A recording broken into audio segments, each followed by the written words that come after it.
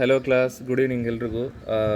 ಈ ವಿಡಿಯೋದಲ್ಲಿ ನಾನು ಎಲೆಕ್ಟ್ರಿಸಿಟಿ ಚಾಪ್ಟ್ರಲ್ಲಿ ಬರ್ತಕ್ಕಂಥ ಇಂಪಾರ್ಟೆಂಟ್ ಕಾನ್ಸೆಪ್ಟ್ಸನ್ನ ಕವರ್ ಮಾಡ್ತೀನಿ. ಅಟ್ ದ ಸೇಮ್ ಟೈಮ್ ಎಲ್ಲ ಫಾರ್ಮುಲಾಸ್ ಸಹಿತನೂ ಕವರ್ ಮಾಡ್ತಾಯಿದ್ದೀನಿ, ಸರಿನಾ? Okay, so pay attention while watching this video, this is very important. So first and foremost ನಾನು ಏನು ಮಾಡ್ತೀನಿ, ಎಲೆಕ್ಟ್ರಿಕ್ ಕರೆಂಟ್ ಡೆಫಿನಿಷನ್ಸಿಂದನೇ ಸ್ಟಾರ್ಟ್ ಮಾಡ್ತೀನಿ. ಸೊ ಎಲೆಕ್ಟ್ರಿಕ್ ಕರೆಂಟ್ ಅಂದರೆ ಏನು ನಮಗೆಲ್ಲರಿಗೂ ಗೊತ್ತು. ಎಲೆಕ್ಟ್ರಿಕ್ ಕರೆಂಟ್ ಅಂದರೆ rate of flow of electric charge. ಅಂದರೆ ಎಲೆಕ್ಟ್ರಿಕ್ ಚಾರ್ಜು ಎಷ್ಟು ಫಾಸ್ಟಾಗಿ ಒಂದು ಪರ್ಟಿಕ್ಯುಲರ್ ಟೈಮಲ್ಲಿ ಒಂದು ಕಂಡಕ್ಟ್ರಲ್ಲಿ ಫ್ಲೋ ಆಗುತ್ತೆ, ಅದನ್ನು ನಾವೇನಂತ ಕರಿತೀವಿ, ಎಲೆಕ್ಟ್ರಿಕ್ ಕರೆಂಟ್ ಅಂತ ಕರಿತೀವಿ, ಇಲ್ಲ ಜಸ್ಟ್ ಕರೆಂಟ್ ಅಂತ ಕರಿತೀವಿ. ಸೊ ಅದ್ರದ್ದು ಫಾರ್ಮುಲಾ ಏನಿದೆ, I is equal to Q/T. So ಈ ಫಾರ್ಮುಲಾ ಪ್ರಕಾರ ಏನು ಅಂತಂದರೆ, if a net charge Q flows across a conductor in time T, then the current flowing through it I is equal to Q/T. ಅಂದರೆ ಒಂದು particular charge Q ಅನ್ನೋದು ಒಂದು T ಟೈಮಲ್ಲಿ travel ಮಾಡುತ್ತಲ್ಲ ಒಂದು ಕಂಡಕ್ಟ್ರಲ್ಲಿ, ಅದನ್ನು ನಾವೇನಂತ ಕರಿತೀವಿ, ಕರೆಂಟ್ ಅಂತ ಕರಿತೀವಿ. So I is equal to Q/T. At the same time ನಾವು ಇಲ್ಲಿ ಸಿಂಬಲ್ಸ್ ಯಾವುದಕ್ಕೆ ಯೂಸ್ ಮಾಡ್ತೀವಿ, ಯೂನಿಟ್ಸ್ ಏನೇನು ಬರಿತೀವಿ ಅದನ್ನು ಸಹಿತನೂ ಬರ್ಕೊಂಡು ಹೋಗೋಣ. ಸೊ I ಅನ್ನೋದು ಯಾವುದಕ್ಕೆ ಸಿಂಬಲ್, ಅದು ಕರೆಂಟಿಗೆ ತಾನೆ. ಸೊ ಕರೆಂಟಿಗೆ I ಅನ್ನೋದು ಸಿಂಬಲು, ಮತ್ತು ಯೂನಿಟ್ ಸಹಿತನೂ ಬರ್ಕೊಂಡು ಹೋಗೋಣ. ಕರೆಂಟಿದ್ದು ಯೂನಿಟ್ ಏನಪ್ಪ, ಆ್ಯಂಪಿಯರ್ ತಾನೆ. ಓಕೆ, ಅದ್ರದ್ದು ಸಿಂಬಲ್ ಬಂದುಬಿಟ್ಟು ಕ್ಯಾಪಿಟಲ್ A. ಕ್ಯೂ ಅನ್ನೋದು ಯಾವುದು, charge, electric charge. So electric charge unit ಏನು, ಕೊಲಂಬ್. ಅದ್ರ ಸಿಂಬಲ್ ಬಂದುಬಿಟ್ಟು ಕ್ಯಾಪಿಟಲ್ C. ಟಿ ಅಂದರೆ ನಿಮ್ಗೆ ಗೊತ್ತಲ್ಲ, ಟೈಮು, ಮತ್ತು ಅದು ಯೂನಿಟ್ ಬಂದುಬಿಟ್ಟು ಸೆಕೆಂಡ್ಸಲ್ಲಿ ಯೂಸ್ ಮಾಡ್ತೀವಿ, ಅದು ಗೊತ್ತಿದೆ ನಿಮಗೆ. ಸೊ ಏನು ಮಾಡೋಣ, ಒಂದು ಚಿಕ್ಕ ಸರ್ಕ್ಯೂಟ್ ಹಾಕೋಣ. ನಮಗೆಲ್ಲಲ್ಲಿ ಸರ್ಕ್ಯೂಟ್ ನೆಸೆಸಿಟಿ ಇದೆ, ಅಲ್ಲಿ keep on drawing the circuits so that it will be easy for you to understand. So circuit draw ಮಾಡ್ಬೇಕಾದ್ರೆ ನೀವು ಕೆಲವೊಂದು ಅಟೆನ್ಷನ್ಸ್ ಕರೆಕ್ಟಾಗಿ ಕೊಡಲೇಬೇಕು. ಇದೇನಿದು, ಬ್ಯಾಟ್ರಿಗೆ ಯಾವಾಗಲೂ ಎರಡು ಟರ್ಮಿನಲ್ಸ್ ಇರುತ್ತೆ, ಪಾಸಿಟಿವ್ ಮತ್ತು ನೆಗೆಟಿವ್ ಟರ್ಮಿನಲ್ಸ್, ಮತ್ತು ಒಂದು ಸ್ವಿಚ್ ಇರುತ್ತೆ. ಇದು ನಡುವೆ ಡಾಟ್ ಇಟ್ಟರೆ ಏನದು ಸರ್ಕ್ಯೂಟು, ಅದು ಸ್ವಿಚ್ಚು ಕ್ಲೋಸ್ ಇದೆ ಅಂತ. ಸೊ ಒಂದು ಸರ್ಕ್ಯೂಟಲ್ಲಿ ಯಾವಾಗಲೂ ಏನಿರಬೇಕು, ಸ್ವಿಚ್ಚು ಕ್ಲೋಸ್ಡ್ ಇರಬೇಕು. ಇಲ್ಲೊಂದು ಚಿಕ್ಕದು ಡಿವೈಸ್ ಇಡೋಣ, ಯಾವುದದು ಒಂದು ಬಲ್ಬ್ ಇಡೋಣ. ಬಲ್ಬ್ ಇಟ್ಟು ಏನು ಮಾಡೋಣ, ಸರ್ಕ್ಯೂಟ್ನ ಕಂಪ್ಲೀಟ್ ಮಾಡೋಣ. ಸೊ ಈ ಕರೆಂಟ್ ಯಾವ ಕಡೆಯಿಂದ ಯಾವ ಕಡೆ ಮೂವ್ ಆಗಬೇಕು, ಆ್ಯಸ್ ಪರ್ ಕನ್ವೆನ್ಷನ್ ಅಂದರೆ ಎಲ್ಲರೂ ಫಾಲೋ ಮಾಡೋದೇನು ಅಂದರೆ, ಕರೆಂಟ್ ಯಾವಾಗಲೂ ಪಾಸಿಟಿವ್ ಟರ್ಮಿನಲಿಂದ ನೆಗೆಟಿವ್ ಟರ್ಮಿನಲ್ ಟುವರ್ಡ್ಸ್ ಟ್ರಾವೆಲ್ ಮಾಡುತ್ತೆ ಅಂತ. ಸೊ ಡೈರೆಕ್ಷನ್ ಹಾಕಿದ್ದೀನಿ ನಾನು 5. ಸೊ ಇದಾಯಿತು. ಇವಾಗ I ಅಂದರೆ ಏನು, ಕರೆಂಟ್ ಅನ್ನೋದೇನೆಂದರೆ ಟಿ ಟೈಮಲ್ಲಿ ಚಾರ್ಜು ಎಷ್ಟು ಮೂವ್ ಆಗುತ್ತಲ್ಲ, ಎಷ್ಟು ಫಾಸ್ಟಾಗಿ ಮೂವ್ ಆಗುತ್ತಲ್ಲ, ಅದನ್ನು ನಾವೇನಂತ ಕರಿತೀವಿ, ಕರೆಂಟ್ ಅಂತ ಕರಿತೀವಿ. ಸೊ ಕರೆಂಟನ್ನು ಯಾವ ಯೂನಿಟಲ್ಲಿ ಮೆಜರ್ ಮಾಡ್ತೀವಿ, ಆ್ಯಂಪರಲ್ಲಿ ಮೆಜರ್ ಮಾಡ್ತೀವಿ. ಸೊ ಬಟ್ ಈ ಕರೆಂಟನ್ನು ಮೆಜರ್ ಮಾಡೋದಕ್ಕೆ ನಮಗೇನು ಬೇಕು, ಒಂದು ಡಿವೈಸ್ ಬೇಕು. ಆ ಡಿವೈಸನ್ನು ಏನು, ಅಮ್ಮೀಟರ್. ಸೊ ಅಮ್ಮೀಟರ್ ಯಾವುದಕ್ಕೆ ಯೂಸ್ ಮಾಡ್ತೀವಿ ಅಂತಂದರೆ, ಕರೆಂಟನ್ನು ಮೆಜರ್ ಮಾಡೋದಕ್ಕೆ ಯೂಸ್ ಮಾಡುವಂತಹ ಡಿವೈಸ್, ಸರಿನಾ? ಸೊ ಅಮ್ಮೀಟರ್ನ ಯಾವ ಥರ ಸಿಂಬಲಿಂದ ಯೂಸ್ ಮಾಡ್ತೀವಿ, ಸರ್ಕಲ್ ಆಗಿಬಿಟ್ಟು ಒಳಗಡೆ ಕ್ಯಾಪಿಟಲ್ A ಬರೆದ ಅದು ಅಮ್ಮೀಟರ್ ಆಗುತ್ತೆ. ಸೊ ಸರ್ಕ್ಯೂಟಿಗೆ ಕನೆಕ್ಟ್ ಮಾಡ್ಬೇಕಂದ್ರೆ ಯಾವ ಥರ ಕನೆಕ್ಟ್ ಮಾಡ್ತೀವಿ, ಸೊ ಯು ನೋ ರೈಟ್. ಯಾವುದೇ ಡಿವೈಸ್ ಆಯಿತು, ಇಲ್ಲ ಯಾವುದೇ ಎಲಿಮೆಂಟ್ ಆಯಿತು, ನಾವು ಸರ್ಕ್ಯೂಟ್ಗೆ ಕನೆಕ್ಟ್ ಮಾಡಬೇಕು ಅಂತಂದರೆ ಒಂದು ಸೀರಿಯಲ್ ಆಗಾದರೂ ಕನೆಕ್ಟ್ ಮಾಡ್ಬೋದಿಲ್ಲ, ಪ್ಯಾರಲ್ ಆಗಾದರೂ ಕನೆಕ್ಟ್ ಮಾಡ್ಬೋದು. ಅಮ್ಮೀಟರ್ನ ನಾವು ಯಾವಾಗಲೂ ಯಾವ ಥರ ಕನೆಕ್ಟ್ ಮಾಡ್ತೀವಿ, ಯಾವಾಗಲೂ ಸೀರಿಯಲ್ ಆಗೇ ಕನೆಕ್ಟ್ ಮಾಡಿದ್ವಿ. ಸೊ ಈ ಸರ್ಕ್ಯೂಟಲ್ಲಿ ಯಾವಾಗಲೂ ಸೀರಿಯಲ್ ಆಗೇ ಏನು ಕನೆಕ್ಟ್ ಮಾಡ್ತೀವಿ, ಅಮ್ಮೀಟರ್ನ ಕನೆಕ್ಟ್ ಮಾಡ್ತೀವಿ, ಸರಿನಾ? ಓಕೆ, ನೆಕ್ಸ್ಟ್ ಇಂಪಾರ್ಟೆಂಟ್ ಕಾನ್ಸೆಪ್ಟ್ಸ್ ಏನಿದ್ರೆ, ಈಗ potential difference. So potential difference ಅಂತಂದರೆ ಏನು, ಪೊಟೆನ್ಷಿಯಲ್ ಡಿಫ್ರೆನ್ಸ್ನ ಯಾವಾಗಲೂ ಯಾವ ಥರ ಫೈಂಡ್ ಔಟ್ ಮಾಡ್ತೀವಿ ನಾವು, ಬಿಟ್ವೀನ್ 2 ಪಾಯಿಂಟ್ಸ್ ಮೆಜರ್ ಮಾಡ್ತೀವಿ, ಸರಿನಾ? ಇದೇ ಸರ್ಕ್ಯೂಟ್ನ ಯೂಸ್ ಮಾಡ್ತೀನಿ ಮತ್ತೆ ನಾನು. ಸೊ ಪೊಟೆನ್ಷಿಯಲ್ ಡಿಫ್ರೆನ್ಸ್ ಡೆಫಿನಿಷನನ್ನು ನಾವು ರಿಕಾಲ್ ಮಾಡೋದಾದರೆ, the potential difference between 2 points in on electric current carrying conductor as work done to move charge from one point to another. So potential difference formula ಏನು, V is equal to W/Q. Definition ಏನಂತಂದರೆ, ಈಗ for example ಈ ಪಾಯಿಂಟಿಂದ ಈ ಪಾಯಿಂಟಿಗೆ ತೊಗೊಳ್ಳೋಣ. Potential ಡಿಫ್ರೆನ್ಸ್ನ ಯಾವಾಗಲೂ ಯಾವ ಥರ measure ಮಾಡ್ತೀವಿ ಅಂದರೆ, ಬಿಟ್ವೀನ್ 2 ಪಾಯಿಂಟ್ಸ್ ಮಾತ್ರ ಮೆಜರ್ ಮಾಡ್ತೀವಿ, ಸರಿನಾ? So potential difference between 2 points in a current carrying conductor. Current carry ಆಗ್ತಕ್ಕಂಥ ಕಂಡಕ್ಟರಲ್ಲಿ ಬಿಟ್ವೀನ್ 2 ಪಾಯಿಂಟ್ಸ್ ನಾವೇನು ಮಾಡ್ತೀವಿ, ಪೊಟೆನ್ಷಿಯಲ್ ಡಿಫ್ರೆನ್ಸ್ನ ಮೆಜರ್ ಮಾಡ್ತೀವಿ. It is defined as work done to carry charge from one point to another point. So potential difference ಅಂದ್ರೇನು, basically charge, ಯಾವ ಚಾರ್ಜ್ನ, Q ಅನ್ನೋಷ್ಟು ಚಾರ್ಜ್ನ ಒಂದು ಪಾಯಿಂಟಿಂದ ಇನ್ನೊಂದು ಪಾಯಿಂಟಿಗೆ ನಾವು ಕ್ಯಾರಿ ಮಾಡ್ಬೇಕು ತಾನೆ. ಕ್ಯಾರಿ ಮಾಡ್ಬೇಕಾದ್ರೆ ಏನು ಮಾಡಬೇಕು, we need to do some work, right? So ಸುಮ್ಮನೆ ಚಾರ್ಜ್ ಫ್ಲೋ ಆಗಲ್ಲ. ಚಾರ್ಜ್ ಫ್ಲೋ ಮಾಡೋದಕ್ಕೆ ವಿ ಅಪ್ಲೈ ಸಮ್ ವರ್ಕ್. ಆ ವರ್ಕ್ನೇ ನಾವೇನಂತ ಕರಿತೀವಿ, ಪೊಟೆನ್ಷಿಯಲ್ ಡಿಫ್ರೆನ್ಸ್ ಅಂತ ಕರಿತೀವಿ. I repeat, so potential difference defined as work done to carry charge from one point to another point, that is called as potential difference, ಸರಿನಾ? ಅದೇ ಥರನೇ ಇದಕ್ಕೇನು ಬರೆಯೋಣ ಇವಾಗ, ವಿ ಅಂದರೆ ಏನಿದು ಪೊಟೆನ್ಷಿಯಲ್ ಡಿಫ್ರೆನ್ಸ್ ಇಲ್ಲ ವೋಲ್ಟೇಜ್, ಎರಡು ಒಂದೇ ತಾನೆ. ಎಸ್, ವೋಲ್ಟೇಜ್ ಅಂತ ಕರಿತೀವಿ. ಅದ್ರ ಜೊತೆಗೆ ಅದ್ರದ್ದು ಯೂನಿಟ್ ಏನು, ಎಸ್ ವೋಲ್ಟ್ಸು. ಅದ್ರದ್ದು ಸಿಂಬಲ್ ಬಂದ್ಬಿಟ್ಟು ಕ್ಯಾಪಿಟಲ್ ವಿ. ಸೊ ವರ್ಕ್ ಅನ್ನೋದೇನು ನಿಮಗೆಲ್ರಿಗೂ ಗೊತ್ತು, ಡಬ್ಲ್ಯೂ ಅಂದರೆ ವರ್ಕ್ ಅಂಥೇಳಿ. ವರ್ಕನ್ನ ಯಾವುದ್ರಲ್ಲಿ ಮೆಜರ್ ಮಾಡ್ತೀವಿ ನಾವು, ಎಸ್ ವಾಟ್ಸಲ್ಲಿ ಮೆಜರ್ ಮಾಡ್ತೀವಿ. ಅದ್ರದ್ದು ಸಿಂಬಲ್ ಬಂದ್ಬಿಟ್ಟು ಏನಿದೆ, ಸ್ಮಾಲ್ ಡಬ್ಲ್ಯೂ, ಸರಿನಾ. ಇದೇನಿದು ವರ್ಕ್. ಸೊ ಪೊಟೆನ್ಷಿಯಲ್ ಡಿಫ್ರೆನ್ಸ್ ಅಂದರೆ V is equal to W/Q. ಅದೇ ಥರನೇ ನೀವು ಹೆಂಗೆ ಕರೆಂಟನ್ನು ಮೆಜರ್ ಮಾಡೋದಕ್ಕೆ ಹೆಂಗೆ ನೀವೊಂದು ಡಿವೈಸ್ ಇತ್ತು, ವೋಲ್ಟೇಜನ್ನು ಮೆಜರ್ ಮಾಡೋದಕ್ಕೆ ಸಹಿತ ಒಂದು ಡಿವೈಸ್ ಇದೆ ತಾನೆ. ಎಸ್, ಆ ಡಿವೈಸ್ನ ಏನಂತ ಕರಿತೀವಿ, ವೋಲ್ಟ್ ಮೀಟರ್ ಅಂತ ಕರಿತೀವಿ, ಸರಿನಾ. ಇದು ಯಾವುದು ಮೇಲ್ಗಡೆ ಇದ್ದಿದ್ದು ನಮಗೆ ಅಮ್ಮೀಟರು, ಇದು ಕರೆಂಟ್ ಮೆಜರ್ ಮಾಡೋದಕ್ಕೆ. ಇದು ವೋಲ್ಟ್ ಮೀಟರು, ಏನು ಮೆಜರ್ ಮಾಡೋದಕ್ಕೆ, ಪೊಟೆನ್ಷಿಯಲ್ ಡಿಫ್ರೆನ್ಸ್ ಇಲ್ಲ ವೋಲ್ಟೇಜ್ನ ಮೆಜರ್ ಮಾಡೋದಕ್ಕೆ. ಇದನ್ನು ನಾವು ಯಾವ ಥರ ಕನೆಕ್ಟ್ ಮಾಡ್ತೀವಿ, ಎಸ್ ಪ್ಯಾರಲ್ ಆಗಿ ಕನೆಕ್ಟ್ ಮಾಡ್ತೀವಿ ಸರ್ಕ್ಯೂಟ್ಗೆ. ಯಾವಾಗಲೂ ಬಿಟ್ವೀನ್ 2 ಪಾಯಿಂಟ್ಸ್ ಇರುತ್ತಲ್ಲ, ಯಾವ ಪಾಯಿಂಟ್ಸ್ ನಡುವೆ ಚೆಕ್ ಮಾಡಬೇಕು, ಅದನ್ನು ನಾವು ಆ 2 ಪಾಯಿಂಟ್ ನಡುವೆ ಪ್ಯಾರಲ್ ಆಗಿ ಕನೆಕ್ಟ್ ಮಾಡ್ತೀವಿ, ಸರಿನಾ.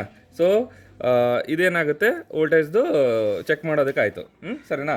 ಸೊ ವೋಲ್ಟೇಜ್ನ ಚೆಕ್ ಮಾಡೋದಕ್ಕೆ ನಾವು ಯೂಸ್ ಮಾಡೋ ಯೂನಿಟ್ ಏನು, ಮೆಜರ್ ಮಾಡೋದಕ್ಕೆ ವೋಲ್ಟ್ಸು, ಮತ್ತು ಡಿವೈಸ್ ಬಂದ್ಬಿಟ್ಟೇನು ವೋಲ್ಟ್ ಮೀಟರ್. ಅದನ್ನು ಯಾವ ಥರ ಕನೆಕ್ಟ್ ಮಾಡ್ತೀವಿ, ಸರ್ಕ್ಯೂಟ್ಗೆ ಪ್ಯಾರಲ್ ಆಗಿ ಕನೆಕ್ಟ್ ಮಾಡ್ತೀವಿ, ಓಕೆನಾ. ಓಕೆ, ನಾವು ಏನು ಮಾಡೋಣ ಅಂತಂದರೆ, ಈಗ ನೆಕ್ಸ್ಟು ಇಂಪಾರ್ಟೆಂಟ್ ಕಾನ್ಸೆಪ್ಟ್ ಯಾವುದು, yes class V is equal to IR. ಅದೇನದು, ಎಸ್ ಓಮ್ಸ್ ಲಾ. ನೀವು ಪ್ರಾಬ್ಲಮ್ಸಲ್ಲಂತರೂ ಇದು ಸಾಕಷ್ಟು ಕಡೆ ಬರುತ್ತೆ ಓಮ್ಸ್ ಲಾ ಅನ್ನೋದನ್ನ.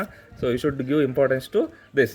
ಸೊ ಓಮ್ಸ್ ಲಾ ಅನ್ನೋದು ಏನು ಅಂತಂದರೆ, ಬೇಸಿಕಲಿ ಇದೇನು ಹೇಳುತ್ತೆ ಅಂತಂದರೆ,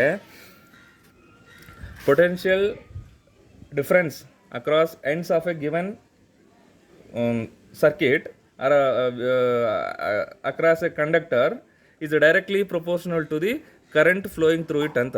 ಈಗ ನೀವು ಹಂಗೆ ಸರ್ಕ್ಯೂಟಲ್ಲಿ ನೋಡ್ರಿ, ಇದರರ್ಥ V is directly proportional to I ಅಂದರೆ ಏನು ಗೊತ್ತಾ ಕ್ಲಾಸ್, ಈ ವೋಲ್ಟೇಜ್ ಅನ್ನೋದು ಏನಿದೆಲ್ಲ, ಈ ಸರ್ಕ್ಯೂಟಲ್ಲಿರ್ತಕ್ಕಂಥ ವೋಲ್ಟೇಜ್ ಇಲ್ಲ, ಫ್ಲೋ ಆಗ್ತಕ್ಕಂಥ ಈ ಬಿಟ್ವೀನ್ 2 ಪಾಯಿಂಟ್ಸ್ ಏನಿದೆಲ್ಲ ವೋಲ್ಟೇಜು, ಅದು ಯಾವುದ್ರ ಮೇಲೆ ಡಿಪೆಂಡ್ ಆಗಿರುತ್ತೆ ಅಂದರೆ, ಈ ಕಂಡಕ್ಟ್ರಲ್ಲಿ ಫ್ಲೋ ಆಗ್ತಕ್ಕಂಥ ಕರೆಂಟ್ ಮೇಲೆ ಡೈರೆಕ್ಟಾಗಿ ಡಿಪೆಂಡ್ ಆಗಿರುತ್ತೆ ಅಂತ. So voltage is directly proportional to I.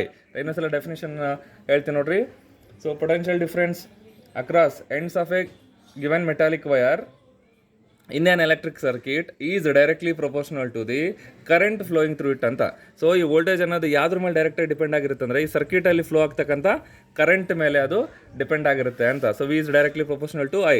ನಿಮಗೆ ಗೊತ್ತು, ಡೈರೆಕ್ಟ್ಲಿ ಪ್ರೊಪೋರ್ಷನಲ್ನ ಇರೋದನ್ನು ನಾವು ಇಕ್ವೇಷನಾಗಿ ಕನ್ವರ್ಟ್ ಮಾಡಬೇಕಂದ್ರೆ we need to add some constant. ಆ ಕಾನ್ಸ್ಟೆಂಟ್ ಏನೇ ಏನು, ಆರ್, ಸರಿನಾ. ಅದೇನೇ ರೆಸಿಸ್ಟೆನ್ಸ್ ಅಂತ. ಸೊ ಓಮ್ಸ್ ಲಾ ಪ್ರಕಾರ V is directly proportional to I. ಅದನ್ನ ಈಕ್ವೇಷನಾಗಿ ಕನ್ವರ್ಟ್ ಮಾಡಿದ ನಾವು ಒಂದು ಕಾನ್ಸ್ಟೆಂಟ್ ನೀಡಬೇಕು, ಅದೇನೇ ರೆಸಿಸ್ಟೆನ್ಸ್, ಸರಿನಾ.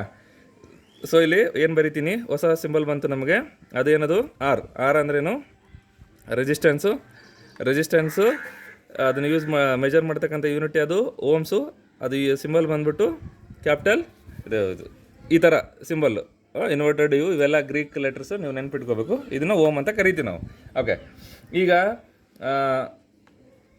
ಆರ್ ಅಂದರೆ ಏನಂತಂದರೆ, ಬೇಸಿಕಲಿ ಅದು ಕಾನ್ಸ್ಟೆಂಟು, ಒಂದು ಮೆಟಾಲಿಕ್ ವೈರ್ಗೆ ಇರ್ತಕ್ಕಂಥ ಕಾನ್ಸ್ಟೆಂಟು. ಅದ್ರದ್ದು ನಾವು ಡೆಫಿನೇಷನ್ ಹೇಳೋದಾಯ್ತು ಅಂತಂದರೆ, property of A given conductor to resist the flow of charges through it ಅಂತ. ಅಂದರೆ ರೆಸಿಸ್ಟೆನ್ಸ್ ಅಂದರೆ ಏನು, ಈಗ ಕರೆಂಟ್ ಇಲ್ಲಿಂದ ಈಗ ಮೂವ್ ಆಗ್ತಾ ಇರುತ್ತಲ್ಲ, ಈ ವಯರು ಅದಕ್ಕೇನು ಒಡ್ಡುತ್ತೆ, ಸ್ವಲ್ಪ ಪ್ರತಿರೋಧ ಒಡ್ಡುತ್ತೆ, ಅದು ರೆಸಿಸ್ಟ್ ಮಾಡುತ್ತೆ. ಯಾವುದನ್ನು, ಎಲೆಕ್ಟ್ರಿಕ್ ಚಾರ್ಜ್ ತನ್ನ ಮೂಲಕ ಫ್ಲೋ ಆಗೋದಕ್ಕೆ ರೆಸಿಸ್ಟ್ ಮಾಡುತ್ತೆ. ಅದು ರೆಸಿಸ್ಟ್ ಮಾಡ್ತಕ್ಕಂಥದ್ದನ್ನು ನಾವು ಏನಂತ ಕರಿತೀವಿ, ಪ್ರಾಪರ್ಟಿನ ರೆಸಿಸ್ಟೆನ್ಸ್ ಅಂತ ಕರಿತೀವಿ, ಸರಿನಾ. ಆಮೇಲೆ ರೆಸಿಸ್ಟೆನ್ಸ್ ಅನ್ನೋದು ಯಾವುದ್ರ ಮೇಲೆ ಡಿಪೆಂಡ್ ಆಗಿರುತ್ತೆ, ಟೆಂಪ್ರೇಚರ್ ಮೇಲೆ, ಸರಿನಾ. Temperature at A given temperature ಅದು ಮಾತ್ರ ಕಾನ್ಸ್ಟೆಂಟ್ ಇರುತ್ತೆ. ಟೆಂಪ್ರೇಚರ್ ಚೇಂಜ್ ಆದಂಗೆಲ್ಲ ಒಂದು ಮೆಟಾಲಿಕ್ ವೈರ್ ಇಲ್ಲ ಕಂಡಕ್ಟರ್ದು ಏನು ಚೇಂಜ್ ಆಗ್ತದೆ, ರೆಸಿಸ್ಟೆನ್ಸ್ ಸಹಿತನೂ ಚೇಂಜ್ ಆಗುತ್ತೆ, ಸರಿನಾ. ಓಕೆ, ಈಗ ಅದೇ ಥರನೇ ನಮಗೆ ರೆಸಿಸ್ಟೆನ್ಸಿಗೆ ಅಂತಲೇ ಒಂದು ಫಾರ್ಮುಲಾ ಇದೆ, ಸರಿನಾ. ರೆಸಿಸ್ಟೆನ್ಸಿಗೆ ಅಂತಲೇ ಏನಿದೆ, ಒಂದು ಫಾರ್ಮುಲಾ ಇದೆ. Do you recall, yes class, R is equal to rho into L divided by A. ಇದರಲ್ಲಿ ಏನು ರೆಸಿಸ್ಟೆನ್ಸ್ ಅಂತಂದರೆ, ರೆಸಿಸ್ಟೆನ್ಸು ಬೇಸಿಕಲಿ ಎಷ್ಟು ಫ್ಯಾಕ್ಟರ್ಸ್ ಮೇಲೆ ಡಿಪೆಂಡ್ ಆಗಿರುತ್ತೆ, ಎಸ್ ನಾನು ಕ್ಲಾಸಲ್ಲಿ ಸಾಕಷ್ಟು ಸಲ ಹೇಳಿದ್ದೀನಿ, 3 ಫ್ಯಾಕ್ಟರ್ಸ್ ಮೇಲೆ ಡಿಪೆಂಡ್ ಆಗಿರುತ್ತೆ. ಫಸ್ಟು ಅದ್ರದ್ದು ಲೆಂಗ್ತ್ ಮೇಲೆ ಎಲ್ಲು, ಮತ್ತು ಅದ್ರದ್ದು area of cross section. Area of cross section ಅಂದರೆ ಏನು ಹೇಳಿದ್ದೆ, ಈ ಥರ ಒಂದು ಎಲೆಕ್ಟ್ರಿಕ್ ಕಂಡಕ್ಟರ್ ಇತ್ತು ಅಂದ್ಕೊಳ್ರಿ. ಏರಿಯಾ ಆಫ್ ಕ್ರಾಸ್ ಸೆಕ್ಷನ್ ಅಂದರೆ ಈ ಸೈಡ್ ಇರುತ್ತಲ್ಲ, ಇದನ್ನು ಥಿಕ್ನೆಸ್ ಅಂತ ಏನು ಕರಿತೀವಲ್ಲ ಅದನ್ನು ನಾವೇನಂತ ಕರಿತೀವಿ, ಏರಿಯಾ ಆಫ್ ಕ್ರಾಸ್ ಸೆಕ್ಷನ್ ಇಲ್ಲ ಥಿಕ್ನೆಸ್ ಅಂತ ಕರಿತೀವಿ. ಸೊ ರೆಸಿಸ್ಟೆನ್ಸ್ ಅನ್ನೋದು ಯಾವುದ್ರ ಮೇಲೆ ಡಿಪೆಂಡ್ ಆಗಿರುತ್ತೆ, ಆ ಕಂಡಕ್ಟರ್ ಲೆಂತ್ ಮೇಲೆ ಡಿಪೆಂಡ್ ಆಗಿರುತ್ತೆ, ಪ್ಲಸ್ ಅದರದ್ದು ಥಿಕ್ನೆಸ್ಸು ಇಲ್ಲ ಏರಿಯಾ ಆಫ್ ಕ್ರಾಸ್ ಸೆಕ್ಷನ್ ಮೇಲೆ ಡಿಪೆಂಡ್ ಆಗಿರುತ್ತೆ, ಸರಿನಾ. ಆಮೇಲೆ ರೋ ಅನ್ನೋದೇನಿದು ರೆಸಿಸ್ಟಿವಿಟಿ, ಸರಿನಾ. ಸೊ ರೆಸಿಸ್ಟಿವಿಟಿ ಅನ್ನೋದು ಹೊಸ ಟರ್ಮು, ಅದನ್ನ ಬರ್ಕೊಂಬೋಣ. ರೆಸಿಸ್ಟಿವಿಟಿ ಅಂತಂದರೆ ಇದೇನು ಅಂತಂದರೆ ಬೇಸಿಕಲಿ ಒಂದು ಇದು ಮೆಟಲೇ ಸ್ಪೆಸಿಫಿಕ್ ಇರುತ್ತೆ. ಆ ಕಂಡಕ್ಟ್ರಿಗೆ ಒಂದು ಕಾನ್ಸ್ಟೆಂಟ್ ಇದು ನಿಮ್ಗೆ ನೆನಪಿದೆ ಅಲ್ಲ. ಕಂಡಕ್ಟ್ರು ಫಾರ್ ಎಕ್ಸಾಂಪಲ್ಲು ನಮಗೆ ಕಾಪರ್ಗೆ ಎಷ್ಟಿರುತ್ತೆ 1.62 × 10⁻⁸ ಅಂದರೆ ಪ್ರತಿಯೊಂದು ಕಂಡಕ್ಟ್ರಿಗೆ ಸಹಿತ ಏನಿರುತ್ತೆ ಇದು ರೆಸಿಸ್ಟಿವಿಟಿ ಅನ್ನೋದು ಫಿಕ್ಸ್ಡ್ ಇರುತ್ತೆ, ಸರಿನಾ. ಅದನ್ನು ಯಾವುದ್ರ ಮೂಲಕ ಮೆಜರ್ ಮಾಡ್ತೀವಿ ಅಂದರೆ ಓಮ್ ಮೀಟರ್ ಅನ್ನೋ ಯೂನಿಟ್ ಮೂಲಕ ಮೆಜರ್ ಮಾಡ್ತೀವಿ, ಸರಿನಾ. ಅದ್ರದ್ದು ಸಿಂಬಲ್ ಬಂದ್ಬಿಟ್ಟು ಓಮ್ ಮೀಟರ್ ಅಂತೇಳಿ ಈ ಥರ ಬರ್ಕೋತೀವಿ, ಸರಿನಾ. ಸೊ ರೆಸಿಸ್ಟಿವಿಟಿ ಅನ್ನೋದು it's constant for a conductor, ಅದೇನೂ ಚೇಂಜ್ ಆಗೋದಿಲ್ಲ, ಆ ಕಂಡಕ್ಟರ್ಗೆ ಯಾವಾಗಲೂ ಕಾನ್ಸ್ಟೆಂಟ್ ಇರುತ್ತೆ. ಆಮೇಲೆ ಅದು ಯಾವುದಕ್ಕೆ ಡೈರೆಕ್ಟ್ಲಿ ಪ್ರೊಪೋರ್ಷನಲ್ ಇರುತ್ತೆ, directly proportional to length of the conductor, ಮತ್ತು inversely proportional to the area of cross section ಇಲ್ಲ thickness of the conductor. So basically ಏನಂದರೆ ರೆಸಿಸ್ಟೆನ್ಸ್ ಯಾವಾಗ ಇನ್ಕ್ರೀಸ್ ಆಗುತ್ತೆ, ಲೆಂಗ್ತ್ ಜಾಸ್ತಿ ಆದಾಗೆಲ್ಲ ರೆಸಿಸ್ಟೆನ್ಸು ಜಾಸ್ತಿ ಆಗುತ್ತೆ. ಅದೇ ಥರ ಥಿಕ್ನೆಸ್ಸು ಅಂದರೆ ಕಂಡಕ್ಟರ್ ತುಂಬ ದಪ್ಪ ಆದಂಗೆಲ್ಲ ರೆಸಿಸ್ಟೆನ್ಸ್ ಏನಾಗುತ್ತೆ, ಕಡಿಮೆ ಆಗ್ತಾ ಹೋಗುತ್ತೆ. So resistance is directly proportional to the length of the wire, ಅಂದರೆ ಲೆಂಗ್ತ್ ಜಾಸ್ತಿ ಆದಂಗೆಲ್ಲ ರೆಸಿಸ್ಟೆನ್ಸ್ ಜಾಸ್ತಿ ಆಗುತ್ತೆ. Inversely proportional to the area, ಅದರ ಅರ್ಥ ಏನು, ವೈರ್ ಥಿಕ್ನೆಸ್ ಜಾಸ್ತಿ ಆದಂಗೆಲ್ಲ ರೆಸಿಸ್ಟೆನ್ಸ್ ಏನಾಗ್ತದೆ, ಕಡಿಮೆ ಆಗುತ್ತೆ. ಸೊ ನಾವು ಲೆಟ್ಸ್ ಸ್ವಲ್ಪ will get back to Ohm's law ಒಂದ್ಸಲ ಹೋಗೋಣ. ವಿ ಈಸ್ ಡೈರೆಕ್ಟ್ಲಿ ಇಲ್ಲೇನಾಗುತ್ತೆ, V is equal to IR, ಅದನ್ನು ವಾಪಸ್ ನಾವೇನಂತ ಬರ್ಕೋಬೋದು, I is equal to V/R ಅಂತಲೂ ಬರ್ಕೋಬೋದು ತಾನೆ. ಸೊ ಅದರ ಅರ್ಥ ಏನು, ರೆಸಿಸ್ಟೆನ್ಸ್ ಏನಾದರೂ ಅದರ ಅರ್ಥ ಏನು, I is inversely proportional to R ಆಯ್ತು ತಾನೆ, ಆದಂಗೆ ತಾನೆ ಈ ಫಾರ್ಮುಲಾ ಪ್ರಕಾರ. ಸೊ ರೆಸಿಸ್ಟೆನ್ಸ್ ಏನಾದರೂ ಜಾಸ್ತಿ ಆದರೆ ಅದರ ಅರ್ಥ ಏನು, ಕರೆಂಟು ಕಡಿಮೆ ಆಗುತ್ತೆ. ಅದೇ ರೆಸಿಸ್ಟೆನ್ಸ್ ಕಡಿಮೆ ಆದರೆ ಕರೆಂಟ್ ಏನಾಗುತ್ತೆ, ಜಾಸ್ತಿ ಆಗುತ್ತೆ. ಸೊ ನಾವು ರೆಸಿಸ್ಟೆನ್ಸ್ನ ಯೂಸ್ ಮಾಡ್ಕೊಂಡು ಏನು ಮಾಡ್ಬೋದು, ಕರೆಂಟನ್ನ ಹೆಚ್ಚು ಕಡಿಮೆ ಮಾಡ್ಬೋದು ಒಂದು ಸರ್ಕ್ಯೂಟಲ್ಲಿ. ಇದ್ರದ್ದು ನಾವು ಮುಂದೆ ಸೀರೀಸ್ ಪ್ಯಾರಲಲ್ ಸರ್ಕ್ಯೂಟ್ಸಲ್ಲಿ ಬಂದಾಗ we will learn in detail, ಸರಿನಾ. Okay, so will you able to remember this, R is equal to ρ × L/A, ಸರಿನಾ. ಈಗ 3 ಡೆಫಿನೇಷನ್ಸ್ ಬರುತ್ತೆ, ಬ್ರೀಫಾಗಿ ನಾನು ಅದು ಹೇಳ್ಬಿಡ್ತೀನಿ. ಏನದು ಇಲ್ಲ ಸುಮ್ಮನೆ ಚಿಕ್ಕದಾಗಿ ನಿಮ್ಮ ರೆಫರೆನ್ಸ್ಗೋಸ್ಕರ ಬರಿತೀನಿ. ಕಂಡಕ್ಟರ್ ಅಂದರೆ ಏನು, ಮತ್ತು ರೆಸಿಸ್ಟರ್ ಅಂದ್ರೇನು, ಮತ್ತು ಇನ್ಸುಲೇಟರ್ ಅಂದರೆ ಏನು, ಸರಿನಾ. ಇವು ಮೂರನ್ನು ನಾನು ಏನು ಮಾಡ್ತೀನಿ, ಒಂದು ಸ್ವಲ್ಪ ಬ್ರೀಫಾಗಿ ಹೇಳ್ತಿದ್ದೀನಿ. ಕಂಡಕ್ಟರ್ ಅಂದ್ರೆ ಏನು, ಫಸ್ಟ್ ಆಫ್ ಆಲ್ ಕಂಡಕ್ಟರ್ ಅಂದ್ರೇ ತನ್ನ ಮೂಲಕ ಎಲೆಕ್ಟ್ರಿಸಿಟಿನ ಈಸಿಯಾಗಿ ಫ್ಲೋ ಮಾಡೋಕ್ಕೆ ಬಿಡುತ್ತೆ ತಾನೆ. ಸೊ ಕಂಡಕ್ಟರ್ಗೆ ಏನಿರಬೇಕು, ರೆಸಿಸ್ಟೆನ್ಸು ಕಡಿಮೆ ಇರಬೇಕು. ಸೊ ಡೆಫಿನೇಷನ್ ಪ್ರಕಾರ ಏನಂದರೆ ಕಂಡಕ್ಟರ್ ಅಂತಂದರೆ A component having low resistance is called as conductor. ಯಾವುದರಲ್ಲಿ ರೆಸಿಸ್ಟೆನ್ಸ್ ಕಡಿಮೆ ಇರುತ್ತೆ ಅದನ್ನು ನಾವು ಕಂಡಕ್ಟರ್ ಅಂತ ಕರಿತೀವಿ. ಅದೇ ರೆಸಿಸ್ಟರ್ಸ್ ಅಂತಂದರೆ ಇದು ಸಹಿತ ಕಂಡಕ್ಟ್ರೇ, ಬಟ್ ಅದರಲ್ಲಿ ಏನಿರುತ್ತೆ, ರೆಸಿಸ್ಟೆನ್ಸು ಸ್ವಲ್ಪ ಜಾಸ್ತಿ ಇರುತ್ತೆ. ಅಂದರೆ ಕಂಡಕ್ಟ್ರಲ್ಲಿ ಏನಿರುತ್ತೆ, ಕಡಿಮೆ ರೆಸಿಸ್ಟೆನ್ಸ್ ಇರುತ್ತೆ, ರೆಸಿಸ್ಟ್ರಲ್ಲಿ ಸ್ವಲ್ಪ ಜಾಸ್ತಿ ಇರುತ್ತೆ. So a conductor having some amount of resistance is called as resistor, ಸರಿನಾ. ಸ್ವಲ್ಪ ಅಮೌಂಟ್ ಆಫ್ ರೆಸಿಸ್ಟೆನ್ಸ್ ಇದ್ರೆ ಅದನ್ನ ರೆಸಿಸ್ಟರ್ ಅಂತ ಕರಿತೀವಿ. ಇನ್ಸುಲೇಟರ್ ಅಂತಂದ್ರೆ ಏನು, ಕಂಡಕ್ಟರ್ ಅಲ್ಲ, ಅದು ಏನಂತ ಆಗುತ್ತೆ, ಅದನ್ನು ಕರೆಂಟ್ ತನ್ನ ಮೂಲಕ ಫ್ಲೋ ಆಗೋಕ್ಕೆ ಬಿಡೋದಿಲ್ಲ. ಯಾವಾಗ ಬಿಡೋದಿಲ್ಲ, ಅದು ರೆಸಿಸ್ಟೆನ್ಸ್ ಜಾಸ್ತಿ ಇದ್ದಾಗ ತಾನೆ. ಸೊ ನೀವೇನು ಹೇಳಬೇಕು ಅಂತಂದರೆ A component having high resistance is called as insulator. So conductor ಅಂದರೆ ಲೋ ರೆಸಿಸ್ಟೆನ್ಸ್ ಇರಬೇಕು, ರೆಸಿಸ್ಟರ್ ಅಂದರೆ ಒಂದು ಸ್ವಲ್ಪ ಅಮೌಂಟ್ ಆಫ್ ರೆಸಿಸ್ಟೆನ್ಸ್ ಇದ್ದರೆ ಅದನ್ನ ರೆಸಿಸ್ಟರ್ ಅಂತ ಕರಿತೀವಿ. ಇನ್ಸುಲೇಟರ್ ಅಂತಂದರೆ ತುಂಬ ಹೈ ರೆಸಿಸ್ಟೆನ್ಸ್ ಇದ್ದರೆ ಅದನ್ನ ನಾವೇನಂತ ಕರಿತೀವಿ, ಇನ್ಸುಲೇಟರ್ ಅಂತ ಕರಿತೀವಿ. ಓಕೆನಾ ಕ್ಲಾಸ್. ಇವಾಗ ಏನು ಮಾಡೋಣ ಅಂದರೆ ನೆಕ್ಸ್ಟು ನಮಗೆ ರೆಜಿಸ್ಟರ್ಸ್ನ ಯಾವ ಥರ ಕನೆಕ್ಟ್ ಮಾಡ್ಬೋದು ಅಂತ ಇದೆ ಕಾನ್ಸೆಪ್ಟ್ಸು, ಸೀರಿಯಲ್ ರೆಜಿಸ್ಟರ್ಸ್ ಮತ್ತು ಪ್ಯಾರಲ್ ರೆಜಿಸ್ಟರ್ಸ್ ಅಂತ ಹೇಳಿ. ಸೊ ಏನು ಮಾಡ್ತೀನಿ ನಾನು ಫಸ್ಟು ಸೀರಿಯಲ್ ರೆಜಿಸ್ಟರ್ಸ್ ಇದನ್ನು ಮಾಡ್ತೀನಿ ಅಂತ, ಸರಿನಾ. ಸೊ ರೆಜಿಸ್ಟರ್ಸ್ ಇನ್ ಸೀರೀಸ್ ಅಂತ ಅಂದರೆ ಸೀರಿಯಲ್ಲಾಗಿ ಕನೆಕ್ಟ್ ಮಾಡಿರ್ತಕ್ಕಂಥ ರೆಜಿಸ್ಟರ್ಸ್. ಸೊ ಸೀರಿಯಲ್ಲಾಗಿ ಅಂದರೆ ಏನು, ನಿಮಗೆ ಡೆಫಿನೇಷನ್ ಪ್ರಕಾರ ನಿಮಗೇನು ಗೊತ್ತು, ಸೀರಿಯಲ್ ಅಂತಂದರೆ ಪಕ್ಕದಲ್ಲೇ ಕನೆಕ್ಟ್ ಮಾಡಿರ್ತಾರೆ ತಾನೆ ರೆಜಿಸ್ಟೆನ್ಸ್ನ. ಎಸ್, ಅದನ್ನು ನಾವೇನಂತ ಕರಿತೀವಿ, ಸೀರಿಯಲ್ ರೆಜಿಸ್ಟರ್ ಅಂತ ಕರಿತೀವಿ. ಅದನ್ನು ಒಂದು ಚಿಕ್ಕದಾಗಿ ಒಂದು ಸರ್ಕ್ಯೂಟ್ ಬರ್ಕೋತೀನಿ ನಾನು. ಫಸ್ಟ್ ಏನು ಬರ್ಕೋಬೇಕು, ಒಂದು ಬ್ಯಾಟ್ರಿ ಬರ್ಕೊಂಬೋಣ, ಅದ್ರ ಜೊತೆಗಿಲ್ಲಿ ಒಂದು 3 ರೆಜಿಸ್ಟರ್ಸ್ ಹಾಕೊಂಬೋಣ. ಸೊ R1 R2 ಮತ್ತು R3 ಅಂತ ಹಾಕೋಣ. ಇದ್ರ ಜೊತೆಗೆ ನಾವೇನು ಮಾಡಬೇಕು, ಎಸ್ ಇಲ್ಲೊಂದು ಅಮ್ಮೀಟ್ರ್ ಹಾಕೊಂಬೋಣ. ಇಲ್ಲೊಂದು ಸ್ವಿಚ್ ಹಾಕ್ಲೇಬೇಕು ಯಾವಾಗಲೂ, ಅದು ಸಹಿತ ಕ್ಲೋಸ್ಡ್ ಆಗಿರಬೇಕು. So positive terminal negative terminal ಈ ಕಡೆಯಿಂದ ಈ ಕಡೆ ಫ್ಲೋ ಆಗುತ್ತೆ. ಸೊ ಆಮೇಲೆ ಏನು ಮಾಡಬೇಕು, ವೋಲ್ಟೇಜನ್ನು ಚೆಕ್ ಮಾಡಬೇಕು ಅಂದರೆ ಏನು ಮಾಡ್ಬೇಕು ನಾವು, ಯಾವಾಗಲೂ ಇಂಡಿವಿಜುವಲ್ ರೆಜಿಸ್ಟರ್ಸ್ಗೆ ಒಂದು ಸಲ ಹಾಕೋಬೇಕು ತಾನೆ. ಸೊ ಇಲ್ಲೇನಾಗುತ್ತೆ, ವೋಲ್ಟ್ ಮೀಟರ್ಸು ಎಲ್ಲ ಒಂದೊಂದು ರಿಜಿಸ್ಟರ್ಸ್ ಮಧ್ಯದಲ್ಲೂ ಹಾಕಿರ್ತೀವಿ. ಸೊ ನಿಮ್ಗೆ ಕಾಣಿಸುತ್ತಲ್ವ, ಡಯಾಗ್ರಾಮಲ್ಲಿ ಕಾಣಿಸುತ್ತೆ. ಸೊ V1 V2 ಮತ್ತು V3 ಕರೆಂಟ್ ಏನಿರುತ್ತೆ ಸೇಮ್ ಇರುತ್ತೆ, ಸರಿನಾ. R1 R2 R3 V1 V2 ಮತ್ತು V3, ಸರಿನಾ. ಸೊ ವೋಲ್ಟ್ ಮೀಟರ್ಸ್ 3 ಕನೆಕ್ಟ್ ಮಾಡಿದ್ದೀವಿ, ಆ ಮೀಟ್ರ್ 1 ಕನೆಕ್ಟ್ ಮಾಡಿದ್ದೀವಿ. ಸೊ ನಮಗೆ ಸೀರಿಯಲ್ ಸರ್ಕ್ಯೂಟಲ್ಲಿ ನಮಗೆ ಎಲ್ಲ ಎಕ್ಸ್ಪೆರಿಮೆಂಟ್ಸ್ ಪ್ರಕಾರ ಗೊತ್ತಾಗಿರೋದೇನು ಅಂತಂದರೆ, the total potential difference across the combination. Total potential difference ಅಂತಂದರೆ ಇಡೀ ಸರ್ಕ್ಯೂಟಿಗೆ ಇರ್ತಕ್ಕಂಥ ಪೊಟೆನ್ಷಿಯಲ್ ಡಿಫ್ರೆನ್ಸ್. ಸರ್ಕ್ಯೂಟ್ ಅಂದ್ರೇನು, ಈ ಪಾಯಿಂಟಿಂದ ಈ ಪಾಯಿಂಟಿಗೆ ಸಿಗ್ತಕ್ಕಂಥ ಪೊಟೆನ್ಷಿಯಲ್ ಡಿಫ್ರೆನ್ಸ್ ಏನಿರುತ್ತಲ್ಲ, that is equal to the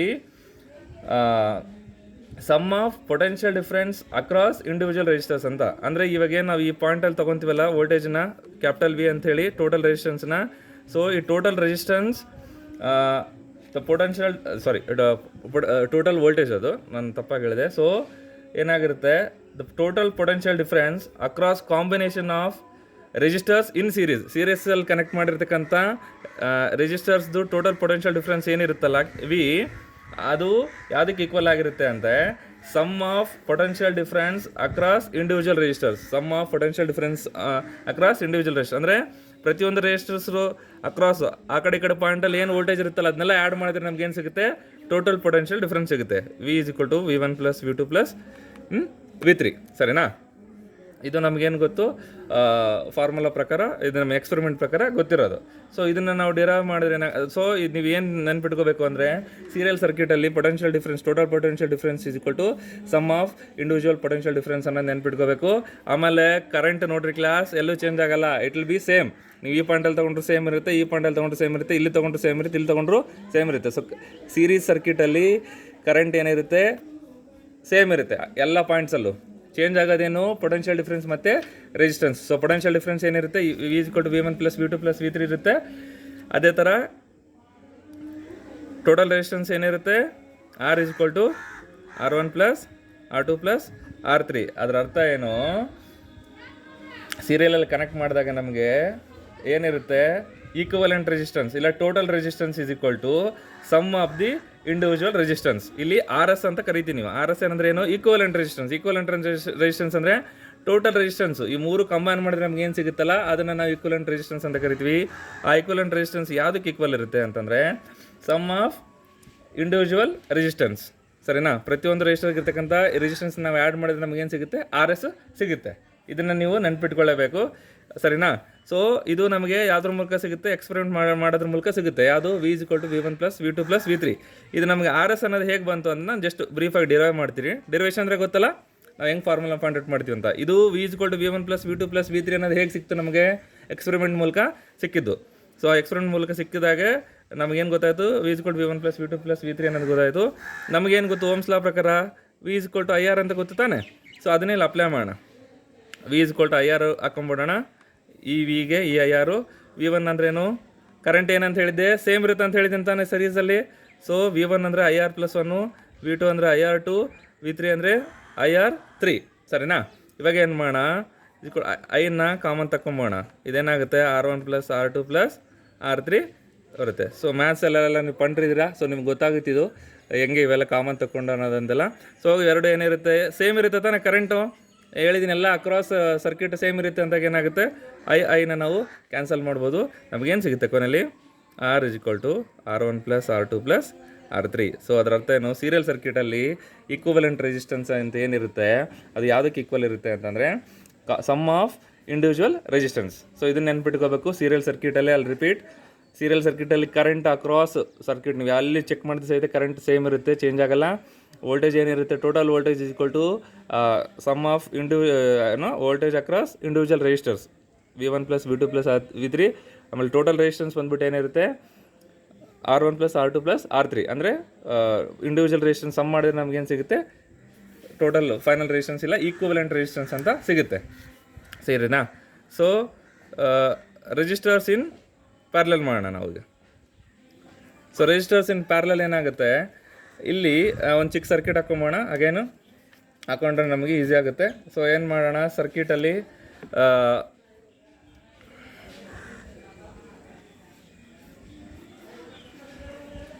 ಈಗ ತೊಗೊಂಬೋಣ, 3 ಸರ್ಕ್ಯೂಟ್ಸ್ ಹಾಕೋಣ, ಅದು 3 ರೆಜಿಸ್ಟರ್ಸ್ ಇಟ್ಕೊಂಬೋಣ. ಸೇಮು ಸೀರೀಸಲ್ಲಿ ಹೆಂಗೆ ಮಾಡಿದ್ವಿ ಅದೇ ಥರ ಇಲ್ಲಿನೂ 3 ರೆಜಿಸ್ಟರ್ಸ್ ಇಟ್ಕೊಂಡು ಅದನ್ನೇನು ಮಾಡೋಣ, ಒಂದು ಅಮ್ಮೀಟ್ರಿಗೆ ಕನೆಕ್ಟ್ ಮಾಡ್ಕೋಣ. ಕೆಳಗಡೆಗೆ ಅಮ್ಮೀಟ್ರಿಗೆ ಕನೆಕ್ಟ್ ಮಾಡೋಣ. ಇದನ್ನು ಒಂದು ಬ್ಯಾಟ್ರಿ ಕನೆಕ್ಟ್ ಮಾಡ್ಬೇಕು ತಾನೆ. ಓಕೆ, ಬ್ಯಾಟ್ರಿ ಕನೆಕ್ಟ್ ಮಾಡಿ ಒಂದು ಸ್ವಿಚ್ ಹಾಕಿ ಇದನ್ನ ಮಾಡೋಣ. ಸೊ ಕರೆಂಟ್ ಅನ್ನೋದು ಐ ಆಗುತ್ತೆ, ಪ್ಲಸ್ಸು ಮೈನಸ್ಸು. ಇದೇನಾಗುತ್ತೆ, ಪೊಟೆನ್ಷಿಯಲ್ ಡಿಫ್ರೆನ್ಸನ್ನು ಒಂದು ಚೆಕ್ ಮಾಡೋದಕ್ಕೆ ವೋಲ್ಟ್ ಮೀಟ್ರನ್ನ ಸಹಿತನೂ ಹಾಕೊಂಬೋಣ. ಸರಿನಾ? ಸೊ ಟೋಟಲ್ ವೋಲ್ಟೇಜ್ ಸಿಗ್ತದೆ. ಇದು ಈ ಎಕ್ಸ್ಪೆರಿಮೆಂಟ್ ಮಾಡ್ತಾರೆ ಫಸ್ಟು. ನಿಮಗೆ ಗೊತ್ತಲ್ಲ, ಟೆಕ್ಸ್ಟ್ ಬುಕ್ಕಲ್ಲಿ ನಾವು ನೋಡಿದ್ವಿ. ಎಕ್ಸ್ಪೆರಿಮೆಂಟ್ ಮಾಡಿದಾಗ ನಮಗೇನು ಕನ್ಕ್ಲೂಷನ್ ಸಿಗುತ್ತೆ ಅಂತಂದರೆ, ಪ್ಯಾರಲಲ್ ಸರ್ಕ್ಯೂಟ್ಸಲ್ಲಿ ಟೋಟಲ್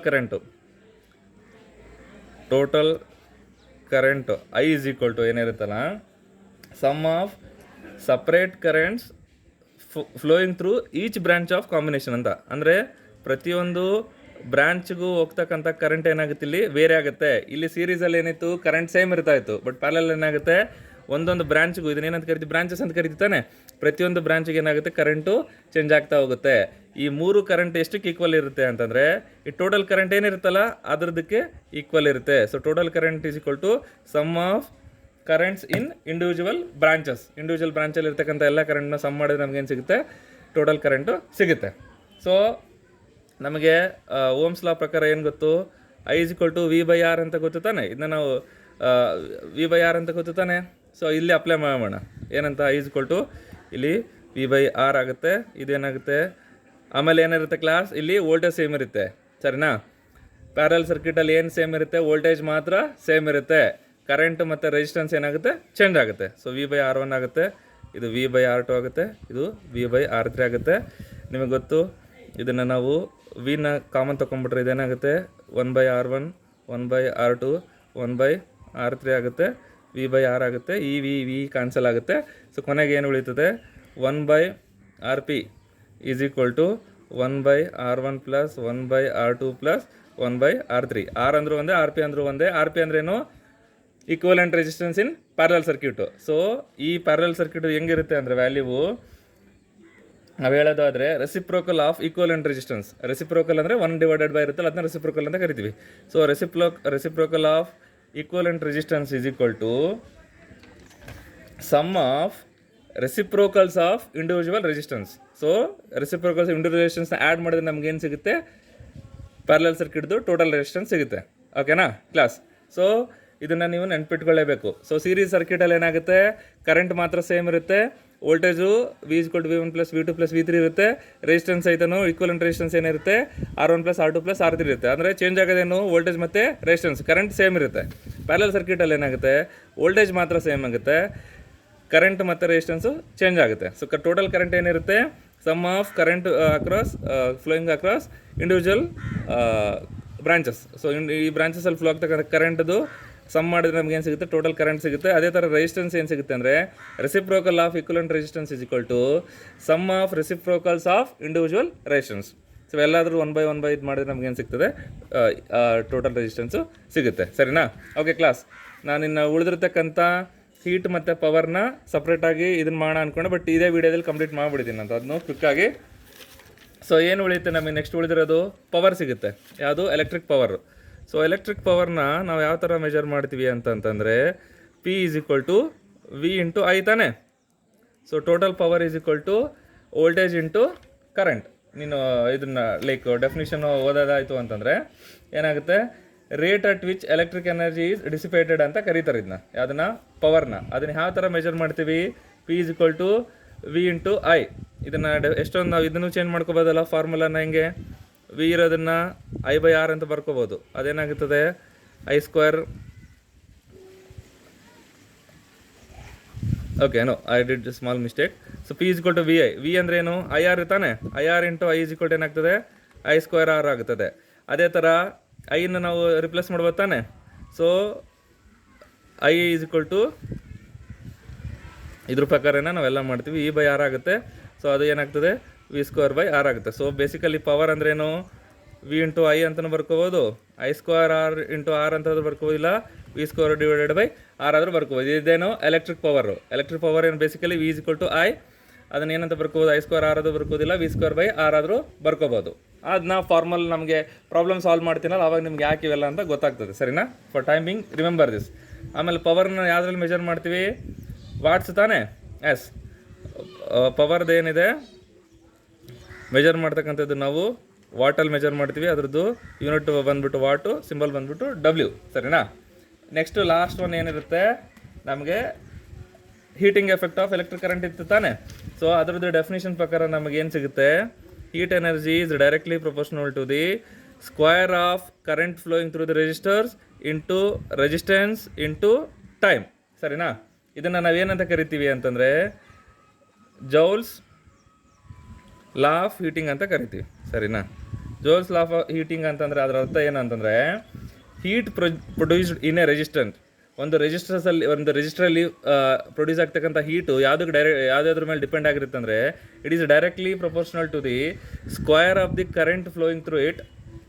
ಅಂದರೆ ಆ ರೆಸಿಸ್ಟೆನ್ಸಲ್ಲಿ ಫ್ಲೋ ಆಗ್ತಕ್ಕಂಥ ಕರೆಂಟ್ದು ಸ್ಕ್ವೇರಿಗೆ ಡಿಪೆಂಡ್ ಆಗಿರುತ್ತೆ, plus directly proportional to the resistance for a given current. ಒಂದು ಕರೆಂಟಿಗೆ ಎಷ್ಟು ರೆಸಿಸ್ಟೆನ್ಸ್ ಇರುತ್ತಲ್ಲ ಆ ರೆಸಿಸ್ಟೆನ್ಸು ಮತ್ತು ಎಷ್ಟು ಹೊತ್ತು ಟೈಮು ಕರೆಂಟ್ ಫ್ಲೋ ಆಗುತ್ತೆ, ಸರಿನಾ? ಸೊ ಇದನ್ನು ಏನಂತ ಕರಿತೀವಿ? ಜೋಲ್ಸ್ ಲಾ ಆಫ್ ಹೀಟಿಂಗ್ ಅಂತ ಕರಿತೀವಿ. ಜೋಲ್ಸ್ ಲಾ ಆಫ್ ಹೀಟಿಂಗ್ ಅಂದರೆ ಏನಂದರೆ the heat produced in a resistor is directly proportional to the square of the current flowing through the resistance and time. So ಇದು ಮೂರು factors ಮೇಲೆ ಏನು depend ಆಗಿರುತ್ತೆ? Heat energy depend ಆಗಿರುತ್ತೆ. So ಇದರಲ್ಲಿರೋ formula ಎಂದರು P is equal to VI ಒಂದು formula, ಮತ್ತು H is equal to I square into R into T. ಈ ವಿಡಿಯೋನ ಇವತ್ತು ನೋಡಿರಿ ಕ್ಲಾಸ್. ಏನಾದರೂ ಡೌಟ್ಸ್ ಇದ್ದರೆ ನನಗೆ ಕಾಂಟ್ಯಾಕ್ಟ್ ಮಾಡಿ. ಆಮೇಲೆ ನಾನೇನು ಮಾಡ್ತೀನಿ, ಈಗ ಪ್ರೀವಿಯಸ್ ಇಯರಲ್ಲಿ ಇರ್ತಕ್ಕಂಥ ಟಾಪಿಕ್ಸ್ನ ಪ್ರಾಬ್ಲಮ್ಸ್ನ ಸಾಲ್ವ್ ಮಾಡ್ತೀನಿ. ಮತ್ತು ಈ ಸಲ ನೀವು ಮಾಡೆಲ್ ಕ್ವಶನ್ ಪೇಪರ್ ಕೊಟ್ಟಿರಲ್ಲ ಅದನ್ನು ಕ್ವಶನ್ಸನ್ನು ಸಾಲ್ವ್ ಮಾಡಿ ನಿಮಗೆ ಕಳಿಸ್ತೀನಿ. ಆ್ಯಂಡ್ ನಿಮಗೆ ಏನಾದರೂ ಪರ್ಟಿಕ್ಯುಲರ್ ಪ್ರಾಬ್ಲಮ್ ಅರ್ಥ ಆಗಿಲ್ಲ ಅಂದರೆ ನನಗೆ ಅಟ್ಲೀಸ್ಟ್ ಅದು ಫೋಟೋ ತೆಗೆದುಬಿಟ್ಟು ಕಳಿಸ್ರಿ, ನಾನು ಸಾಲ್ವ್ ಮಾಡಿ ವಿಡಿಯೋ ಮಾಡಿ ನಿಮಗೆ ಅಪ್ಲೋಡ್ ಮಾಡ್ತೀನಿ, ಸರಿನಾ class? Okay, thank you for listening, thank you for watching.